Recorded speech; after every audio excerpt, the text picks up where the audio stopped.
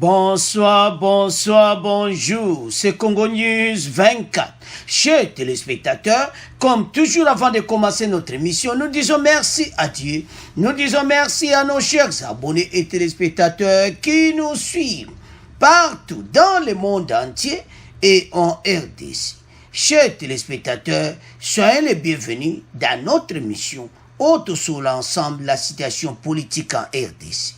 Bande Konanga, comme d'habitude, Toza Lelo na 3 points. Premier point, déboulonnage continu. Tambwe évincé et justice Ezolanda Tambwe Mwamba. On va parler encore. Il y a session. Il y a 4 février. Oye Salamaki, installation du doyen d'âge au Sénat. Bande Konanga, makambo ezaka ko changer alors détournement. Encore il y a Tambwe Mwamba. Ba pesi e kaka 5 jours à répondre sur 53 500 $. Alors bande Konanga eza somme. Toko développer ensemble. Deuxième point, chers téléspectateurs, et Yindi. Comment Fatia déstabiliser Kabila FCC, Bandeko, le pro-Tshisekedi reprennent la main sur l'Assemblée nationale et puis clôture et Salami. Donc, session en février Sili, donc Fachi à la tête à l'Assemblée nationale. Alors, Bandeko, on va développer ensemble. Troisième point, chers téléspectateurs, division en 2, on va parler, il y a plainte déposé contre Kalev Mouton au parquet, des plaintes portées Kalev Mouton, et puis on va parler ndenge ba sénateur FCC ba tomboki. Bande Koboko yoka réaction, ba tomboki na ndenge mukete balobi fatia za dictateur, oye komi dictature, na makamba pétition, na ko convoquer ba séance, et tout ça. Bande Konanga ya kuyinda. Alors, toko développer ensemble. Alors, Bande Konanga, chers internautes, chers téléspectateurs, soyez les bienvenus. Émission à Lilo, comme d'habitude, Boiba, point toujours les alakaya kuyinda. Na premier point, Bande Konanga, toko division wandi. On va parler d'abord, il y a installation, il y a bureau d'âge. Au doyen d'âge na Sénat. Déboulonnage continu. Tambwe évincé. Balobi yakoki jamais en attendant ma kama pétition ici là. Yakoki jamais les sous ko traité parce que confiance nyon se dont ba sénateur basé sur la confiance nette. Le secrétaire général a installé c'est jeudi 4 février le bureau d'âge qui est composé du doyen d'âge Léon Mamboléo, assisté par les 2 Benjamins, à savoir Victorine Luese et Rugen Ilanga Bakonga. Alors, on est à premier point. Deuxième point, tu peux parler, il y a détournement, il y a mbongo, 107 milliards de francs congolais, on va payer 5 jours dans AGF. Alors, avançons. La dite installation au Valois doyen d'âge pour Tambwe évincé. Alors, c'est fait devant les 64 sénateurs présents dans la salle du Congrès. C'est la suite à la pétition signée contre le président du Sénat, Alexis Tambwe Mwamba, par les sénateurs, afin d'installer le bureau d'âge pour examiner ces malversations financières. Balobik. Makambo neto installé bureau d'âge. Tambwe akoki kozalisu à la tête du Sénat. Azana ba problème financier ko sakana ngote. Bande konangeza somo bo mona na AGF, mais oya 2 millions na 1 milliard o amemaki na ndaku ti lelo ezana maboka procureur bazo zela kaka. Doyen d'âge installé va permettre Tambwe akene kosamba. Parce que sur le pouvoir, yango bozo mona FCC bazana kolera mukosakana te me wana za 3e point. Point suka. Ba gangi na ndenga mukete balobe comme dictature. Mais tozo ya na point suka. Et ça, c'est mon émission. Alors, Tambwe a comme une position, mon côté, sénateur de Balingi, les sociétés. 609, 64 bassini. Vous comprenez que ESA PPRD, la majorité, et PPRD va basé belé na sina. Bandeko batu esili. So taliba sénateur de batomboka keza som. Mais, toujours. Alors, dans sa correspondant parvenu ce mercredi, donc, c'est jeudi, wana, ce qu'on a, il y a message et inspecteur des finances, que Tamboazan a problème sérieux. Alors, le collab a installé bureau de Tamboui, Azal sur la place. Alors, tout le monde a extrait Oyo, bon, tout continue mission d'absolu. Basénateur babengisamaki lelo na kalaka mokonzi ya suku ya likolo ya bokeli mibeko pona kovandisa na esika bureau d'âge kolanda ba pétition pona bolongui ya bakambina yango. Alexis Tambwe Mwamba mokambi ya bureau définitif ilandela mina ba pétition yango aboyi yango na koloba ete basénateur bazali na loi.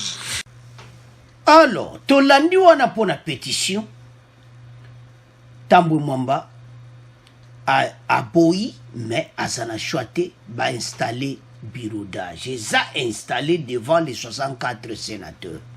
Ba lobby que situation Tambwe Mwamba zanango sikoyo a koki jamais ko diriger makambo nyonso bazosala. Alors il faut bureau d'âge ou bengo na sénat doyen d'âge. Alors nani akozala en tête ya doyen d'âge?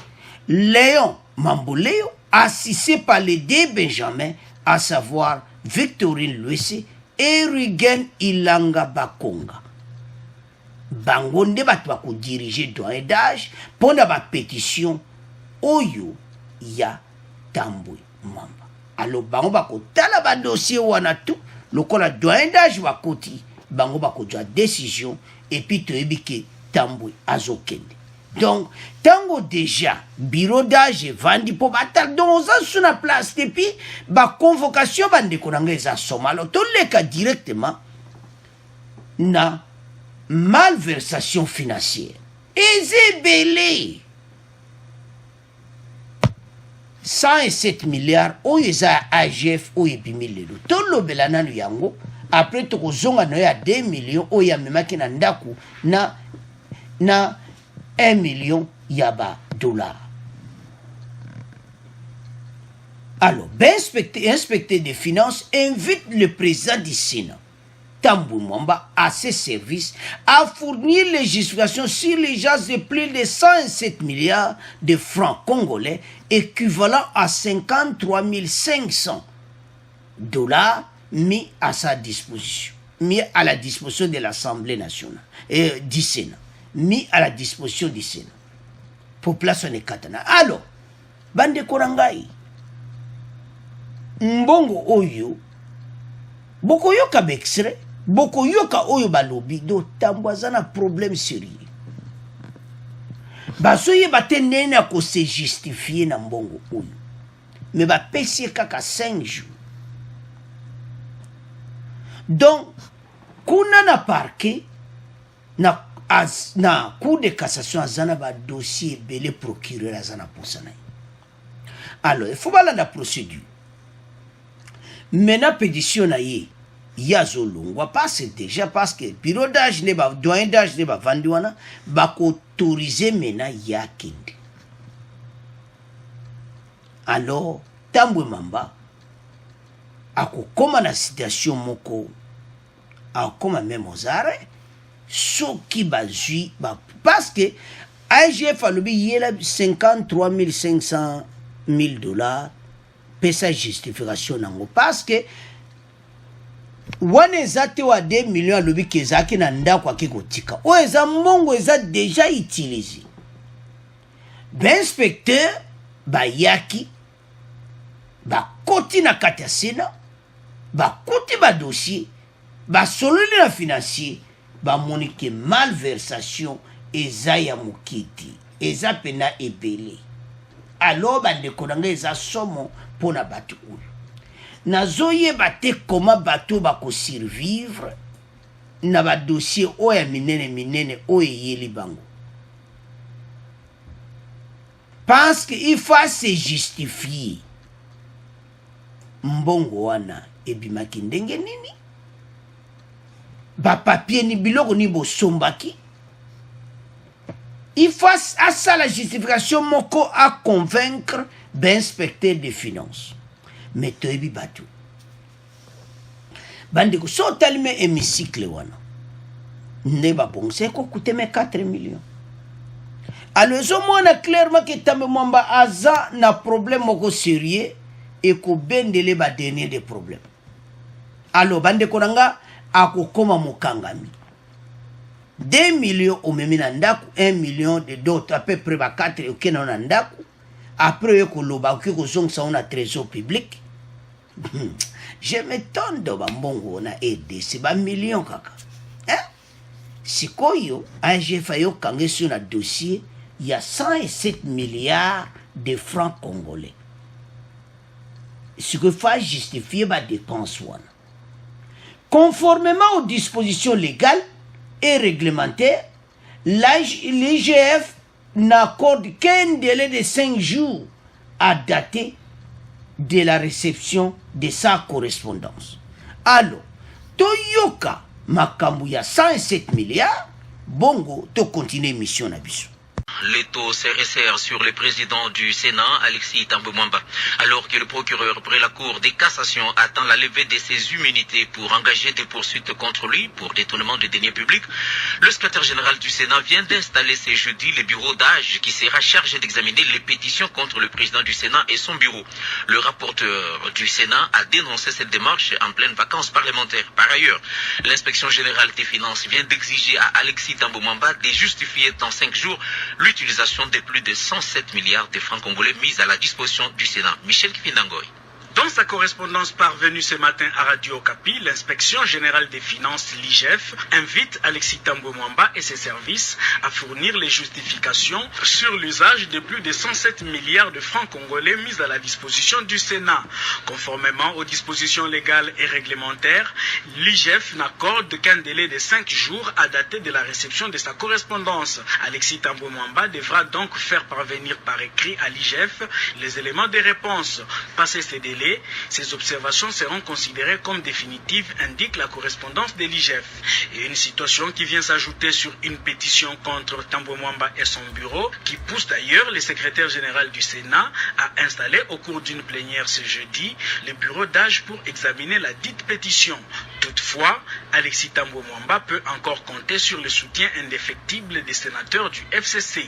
Comme si cela ne suffisait pas, le président du Sénat doit aussi faire face à la justice. Le procureur général près la Cour de cassation n'attend que l'autorisation du Sénat pour engager des poursuites contre Alexis Tambo Mwamba pour détournement de 2 millions d'euros et 1 million de dollars. Accusation rejetée en bloc par le concerné. Alors, bande konanga tolandi biso nyonso 107 milliards, IGF a payé kaka 5 jours, et puis de l'autre côté, 2 millions d'euros et 1 million de dollars, oyo bazozela, balongola immunité ne parlementaire, donc lettre à procureur ezana bureau mena doyen d'âge bako traitant. Po ba livre yake ne kosamba eza ya koyinda ese yindi akolakisa bambongo wana 107 milliards 54 000 à peu près de dollars bambongo wana bande konangeza mawa sikoyo ase utiliza ba papier ba reçu so akene kozwa wapi soki bamba e fa lakisa ngo asaelaki yango nini po oya 2 millions wana kutu déjà za mokangami omemi mbongo na ndako et puis oki kozongisa ngo bandeko ba dossier zebele aliwa nazana ba dossier somo. Alexis Tambo Mwamba devrait donc faire parvenir par écrit à l'IGF ces éléments de réponse. Passé ce délai de 5 jours, ces observations seront considérées comme définitives, indique la correspondance de l'IGF. Correspondance IGF est clair.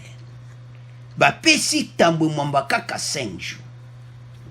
Bandeko nanga, naso yebati. Pourquoi koyiba mbongo na modèle ya boyi? Qu'est-ce ya Sénat? Soko talibie Tambwe za ko utiliser en konkani de caisse na yemoko. On se demande, le président du Sénat, oui, oza kujaba mbongo ndenge wana?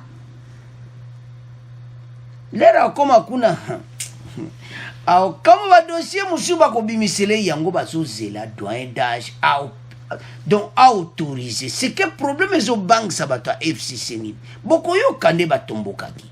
Mais problème ezo banque sabango ezaki Tambwe akende makala. Parce que ba po azanango na pesa kaka wana 2 millions et 1 million de dollars au même nanda ko même qui on pourquoi tentative et cause a pesé utiliser comme azana balada bango akepe na compte na ya bendi pe 1 million pour cause ya za million a bendi pe yango mbala mo akozongs ozomona makamba musiko bandi kunanga bato baza bolandi na extrait wana comment va expliquer citation na ye que les deux dossiers oya IGF yo c'est aujourd'hui babimiseli yango alingeti nde bozomona wana en face na ye alingeti ayebisi eke oza kaka na 5 jours olakisa ngai preuve il y a 107 milliards de francs congolais utilisés parce que bango bawutaki kuna ndenge bomoni bakuti eloko te nde bomoni bazokota wana na image wana bamoni eloko te, ils n'ont rien vu. Il ba preuve nango ben inspecteur bayaki bakoti na finance nango batali ba dossier batuni financier muta otala finance à Sénat boa ba papier mbongo oyo asomo emoaniti. Donc mokonzi mutaretiraki Tambwe Mwamba bon alors bakopesa rapport alingete yemosi kombala moko correspondance apesi kaka 5 jours oyo donc na ndenge makambo ezokende pense tozela ti passe pétition na ye lelo basali passe balingi bureau d'âge badirige yango. Donc tango ekosalama bandeko na nga donc samedi eza ya koyinda po balobi le 6 wana bakotraite yango lobi vendredi le 5 ou bien le 6 bakovanda sikoyo balongola ye définitivement. De toute façon doyen d'âge wana batie bureau d'âge wana batie bayebi ki ya o azokende azodie alors Léon Mamboleo assisté par Victorine Luese Erigen Ilanga oyo bazo diriger doyen d'âge bo sala masolo bo signer note à procureur bo livrer à Keneko Samba. Donc samedi oyo to s'attendre la semaine prochaine invitation au parquet. Mon kolangwe kozala danser parce que tant kakazo koma bon point batien kama tititi bon gombe pe mikolo pe akomosakana te alo mbala moko tango azokoma kaka na kuna pasi ye kaneza na cour de cassation tango kanga azokoma procureur eloko libusu a se présenter apesi kombo na yo Tambwe Mwamba date de naissance et tout babani ko l'accès dossier moko kama ba dossier mbala moko. Vous connaissez ce dossier monsieur Tambwe? Quel dossier? La sénatrice Goya avait écrit une lettre concernant les 4 millions de dollars pour la réflexion. Il y a hémicycle. Donc, il y a dossier ndenge mbala moko moni mosusu. Après, baye kutunaye mbongo 2 millions d'euros, 1 million de dollars et se trouver dans ndako na yo comment? Tandis que les trésoriers tabadjwa qui ont la banque de 3 chèques ayaki nango mbamona Sénat. Comment se retrouver na palais na yo? Voilà deuxième question. Troisième question. Ba preuve oyo inspecteur général des finances ba pesibiso ezo mona ke mbongo oyo ezaki utilisé et ce qu'on l'axe biso ba preuve ezati mbala moko alors clairon en direct bon mona ka présent Sénat clairon beti oh présent Sénat wapi bon pesa bolo waga direction Selembao direction Selembao Tika karizo ke dire Selembao bakina kozala mukole koza danse bon siko procès détournement bande ko bato yu bande ko mulongo eza mulai. Inspecteur des finances a une longue liste des ministres surtout ebele. Alors, ndeka tolubaka, caméra zala calme. Bayaya bazako ya pavillon 8 au pavillon so combien et kozala plein à craquer bako koma do baba AVC ko sala mako sakana moti. Alors bande konanga baluka kimakam. Botala na bino moko. Oyo 107 milliards ba tchaki na kesa Sénat ba kuti vide. Bazoye bakunde basaleli yango te bakeba financier nani zate alors bapesi ye kaka 5 jours à répondre. Alors doyen d'âge bosala masolo bokoma bo répondre procureur livré tambwe akene kosamba bande konanga eza somo parce que komona koma déboulonnage ezokende na ndenge moko akosakana ti na ba arrestation. Alors, bande konanga, to landi bisonso extrait, to landi nyonso eleki, alors to tiki pona bino, to komoleka na deuxième point. Alors, chers téléspectateurs, chers internautes, to komi na deuxième point na biso, comment Fachi a déstabilisé Kabila. Bande koba stratégie zala kibele. Donc, na ponte ozala pena bref. Pas ma solo c'est betamaki. Donc, comme il a le pro-Tshisekedi reprend la main sur l'Assemblée nationale. Fachi atalaki, atali, naba discussion, naba bimba, toutes les discussions, atali gauche, atali droite abiti. Mbosso, kamata tiki wana, président. Mais, bras droit nanga, Jean-Marc Aboun na côté na yo. Parce que Jean-Marc Aboun ko bande konanga ayebi musala. Oyiso mutu wana batu balinga kieti. Mutu nyonso bata FCC balingi eti. Na parlement o ezaki liboso. Ezaki komona ke. Baza omona mutu oyo foto ekarte poto continuer ba mayu ya na biso makam na biso nyonso mystique. Tant que yazo zala wana mobulu. Ce qui a fait que Mabunda, tout ça va profiter pour écarter Jean-Marc Aboun. Mais Jean-Marc Aboun a zongi sikoyo na ndenge moko ya kosakana te siko kutu eleki memwana. O eza en force. Premier vice-président na ndenge ya mokete do na kati ya masolo pena ba o traité ba dossier. A komiwan. Après avoir apparemment négocié la répartition des postes dans les tickets, présenté par l'Union sacrée, la nouvelle coalition de Félix Tshisekedi, les députés congolais ont voté à une large majorité en faveur des candidats du président pour le bureau définitif. Tolanda ki obisonyos ba voté na ndenga mokete peuple sengwa kosaka na ngoti. Sur les 500 députés que compte l'Assemblée nationale, 481 étaient présents. Ce mercredi 3 février, pour ce vote qui a conclu la session extraordinaire démarrée le 5 janvier.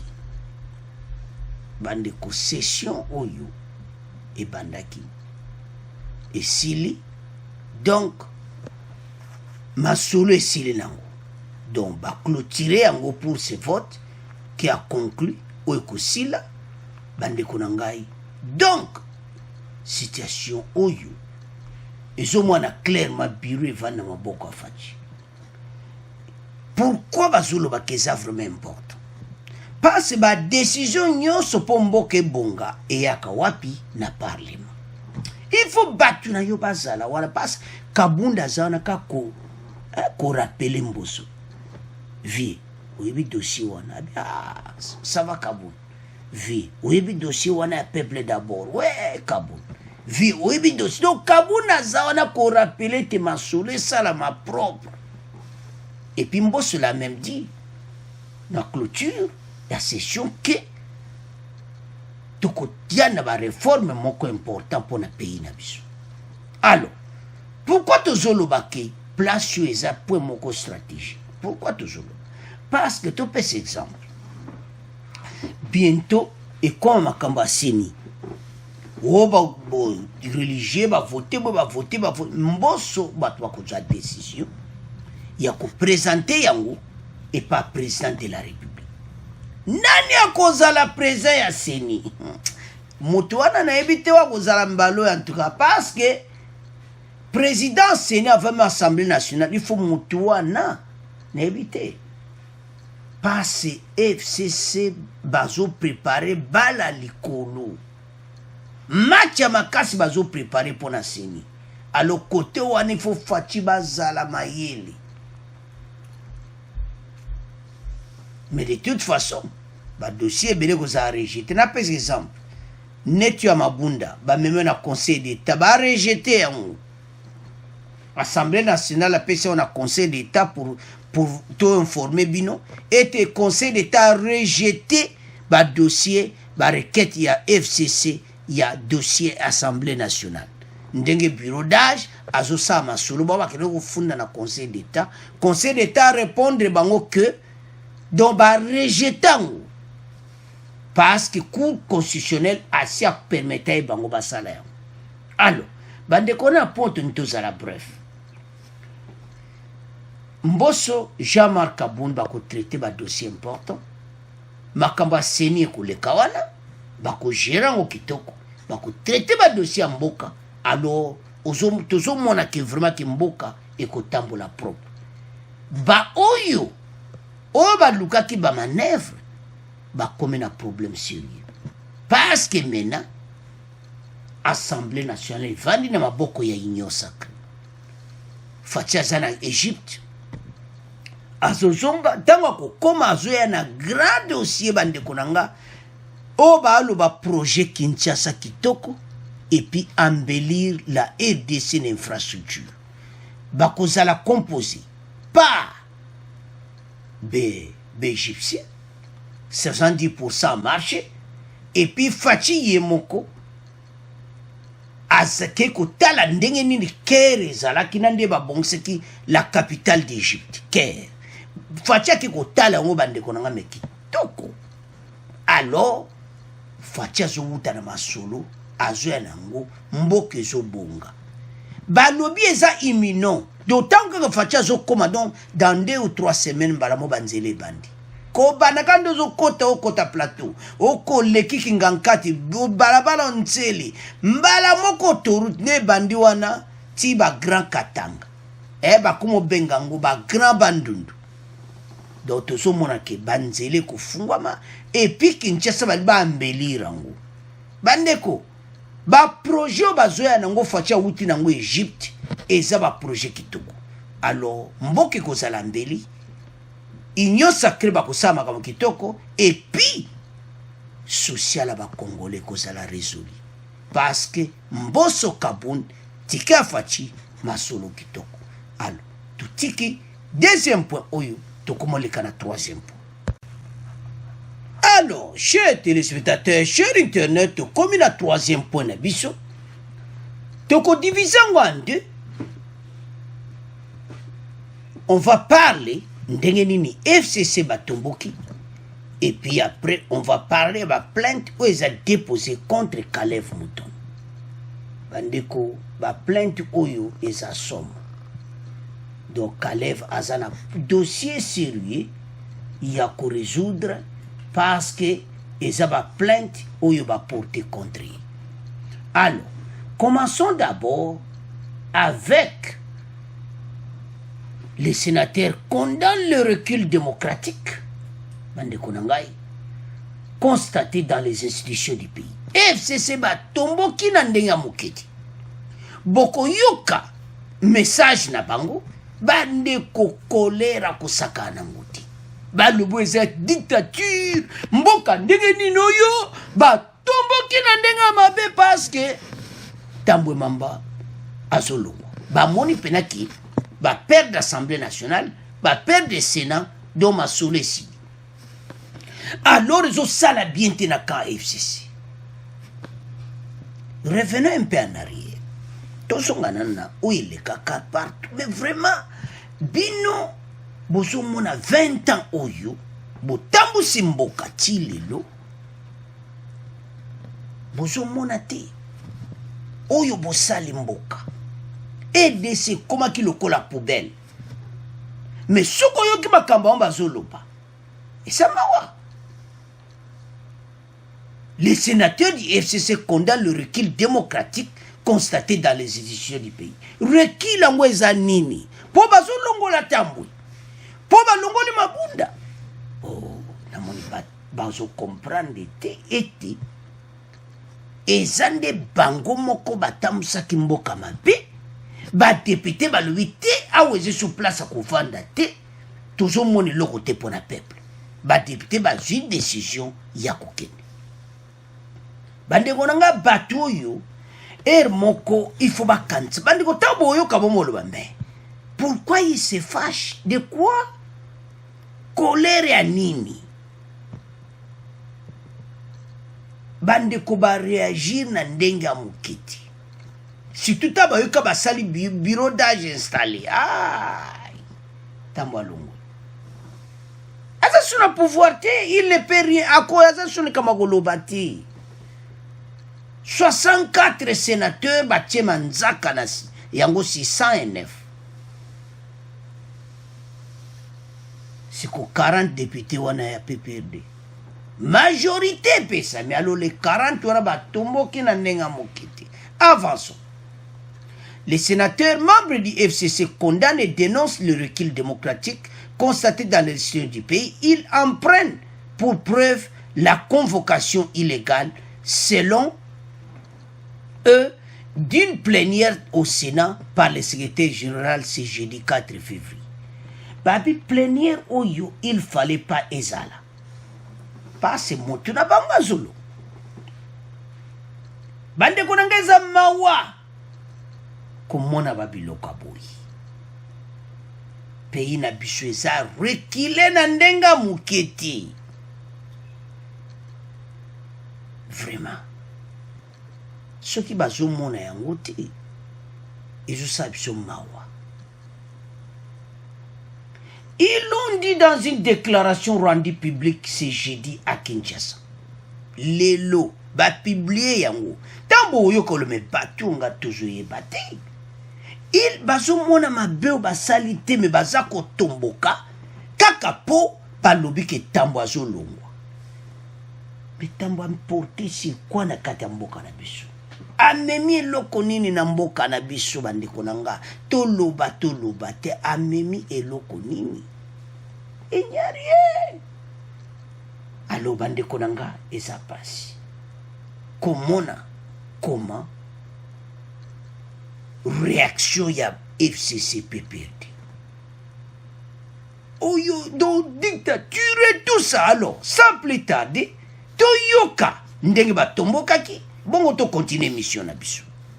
Nous, sénateurs membres du FCC, indignés par le recul de principes démocratiques dans notre pays, révoltés par les coups de force systématiques contre les institutions de la République démocratique du Congo, souciés de prévenir les risques de recours à la prise en charge des populations de nos provinces respectives par elles-mêmes, conformément aux dispositions de l'article 64 de la Constitution, dénonçons la convocation illégale d'une plénière par le secrétaire général du Sénat, l'implantation sans masque d'une dictature monolithique. En conséquence, nous demandons à son Excellence Monsieur le Président de la République, chef de l'État, d'arrêter cette dérive dictatoriale susceptible de plonger le pays dans l'instabilité institutionnelle et sociale, et prenons à témoin l'opinion nationale et internationale.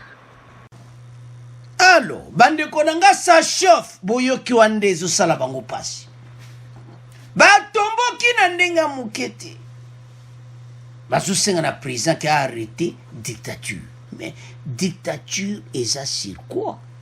Lelo bodji liberté d'expression. Et c'est vraiment 2 ans, 3 ans passés. Yoko loba na ancien président que arrêté makambo wana. Baeka baloko tio ndengo zawana. Bazuyo. Bake bapetio bangondo. Omoni makambo na yo. Mais lelo fatia bongisi mboka. La liberté d'expression lelo bozo ganga. Une plénière au Sénat. Oeza donc illégal. Convocation illégale. Hein? Les Amawa. Tout en excluant. Pas de prérogatives constitutionnelles que l'article 64 confère au peuple congolais. Ces sénateurs interpellent les chefs de l'État à ce sujet. Vous monde ça la passe. Vous comprendre que ma cambo bozai ko sala. Bolumboya bambela ngwe pa fachi. Non. Wana ndeza dictature na nubotam simboka pendant 20 ans. Nazoe bate. Donc bango bazai ko sala wana pendant les 20 ans. 18 ans batam simboka oyo. Donc dictature ezaki na ngote. Donc bazo sa dictature. Alors qu'il y a Fatih Koutou, loin de là. Présent sur la constitution. Yo présent à Sénat zo sa moussa malamoute. Tant bela ba poursuite judiciaire aux anam. Un présent Sénat. Oko koma na niveau na te bambongo ebele boy. Bozo yiba lelo ba tie mo panzi. Bino bokom ko ganga. Botombol pe mungongo bandeko message boyokenga c'est jeudi 4 février. Bazokanga que wane comme dictature toko vivre ndenge nini. Hein? Alors, porte-parole du groupe des sénateurs membres du FCC makambo oya lobby ezamawa. Soki totali banemi mulanya Minaku Matata Mponyo Shadari bato nyonso nde batamusi mboka bakalevu muton me tozoya na ye kala te tozoya na po na ye eza mawa bandeko nanga bakolanda bino nyonso nde bozana ba immunité ba sénateur bokene kobatama na Sénat bolongwe ba sénateur comme boze sur na place de na Sénat bokome simple oza sur na place na Sénat faut ba kanga bino ebela bambongo na pese exemple Matata Mponyo Bokalonzo okaka Bokalonzo wana tozoyeba te bambongo wana opération bilango soki nini yango donc agriculture mbongo ekenda wapi totuni kaka Matata bino nyonso wa mbongo Matata Mponyo premier ministre lance opération bandeko nanga ti lelo tozomona te ndenge nini opération wana basalaki wa bambongo nango bandeko nanga bato oyo eza pasi mpo komona comment ba détruire RDC donc eza mawa po lelo bakonko déclarer bakonko tomboka bazako tomboka que voilà et tous oyo comme dictature bakomo convoquer ba séance nyonso donc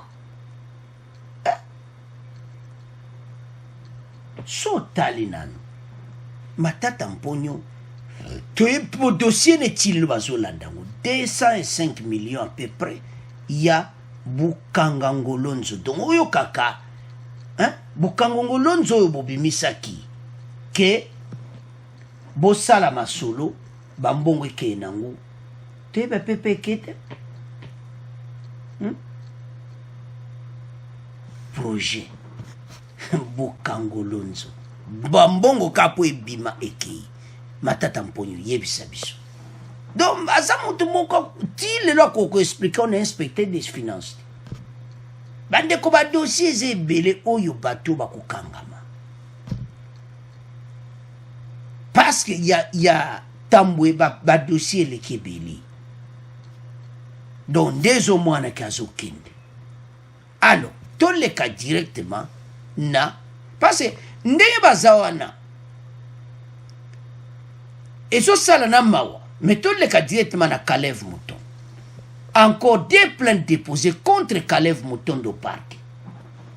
Binoko, na mikole koya, lelo bozo vanda boye, mais na mikole koya bateau pendako de direction kaka. Ezanoka makala.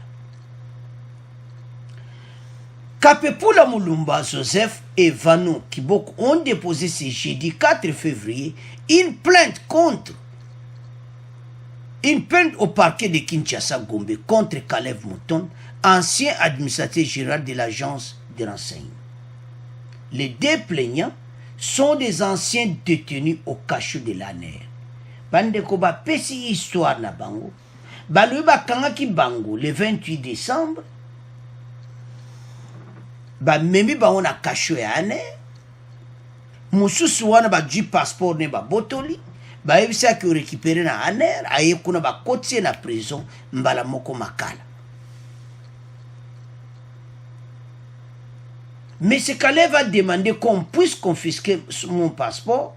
Le lendemain, il s'est rendu à la direction générale des migrations pour retirer son passeport directement Bakangi. Sous instruction, sous ordre de Kalev Mouton, sans être auditionné et acheminé à la prison de Makala, où il a été condamné à 2 ans de prison. Bwana ba avocat Skoya Kiboko. Les Amawa. Ba avocat Moulumba, la même chose. Bande ko batu oyo, ba koki ko tambo le sunanzela ti. Place refeza na prison. Ba nyokoli ba Congolais na ndenga mukiti. To souffrir. Kalev oyebi oyo sali ba Congolais ba plainte ya mwaneke to yebite soki ko zwa ba intervention ndenge nini to yebite parce que nandimi be parce tala nanyo ngoy mulunda gangaki ke yeme ya sauva ko sauveti yo mutondo ba ko sauver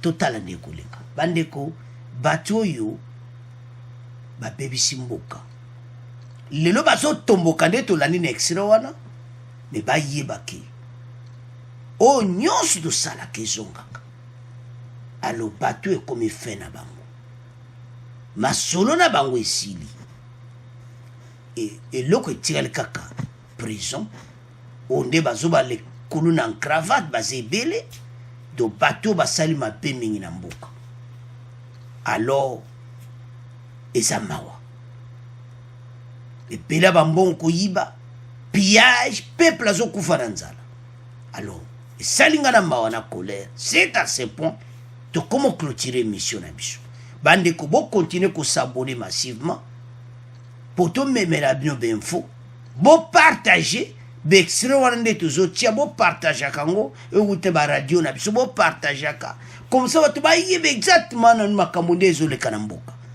Alors abonnez massivement. Au revoir, à la prochaine.